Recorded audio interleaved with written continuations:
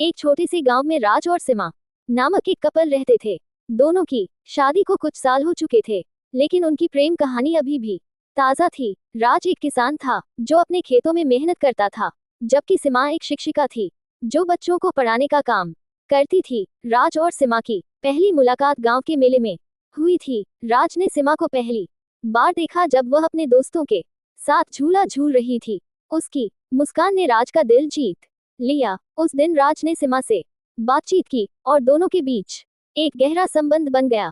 धीरे धीरे उनकी दोस्ती प्रेम में बदल गई। कुछ महीनों बाद राज ने सीमा से शादी के लिए प्रपोज किया। सीमा ने खुशी खुशी स्वीकार कर लिया। उनकी शादी बहुत धूमधाम से हुई और पूरे गांव में चर्चा का विषय बनी।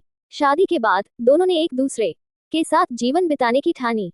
राज ने अपने खेतों में काम करने के साथ साथ सीमा को भी सपोर्ट किया। सीमा ने गांव के बच्चों के लिए एक स्कूल खोला और राज ने उसकी मदद की। वे एक दूसरे के सपनों का सम्मान करते थे और हमेशा एक दूसरे को प्रेरित करते थे। कुछ समय बाद सीमा ने एक बच्चे को जन्म दिया।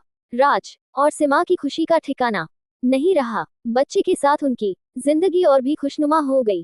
राज ने अपने बेटे को अपने खेतों की देखभाल सिखाई, जबकि सीमा ने उसे शिक्षा के महत्व के बारे में बताया। एक दिन गांव में एक बुरी आंधी आई जिसने राज के खेतों को नुकसान पहुंचाया। राज चिंतित था, लेकिन सीमा ने उसे धैर्य रखने की सलाह दी। उन्होंने मिलकर मेहनत की और खेतों को फिर से सुधारने में जुट गए। उनकी एकता और संघर्ष ने न केवल उन्हें मजबूत बनाया, बल्कि उनके रिश्ते को और गहरा किया। समय बीतता गया और राज सीमा की प्रेम कहानी गांव में एक मिसाल बन गई। उन्होंने दिखाया कि सच्चा प्यार केवल खुशियों में नहीं, बल्कि मुश्किलों में भी एक दूसरे का साथ देने में है। उनकी प्रेम कहानी हमेशा के लिए लोगों के दिलों में बस गई।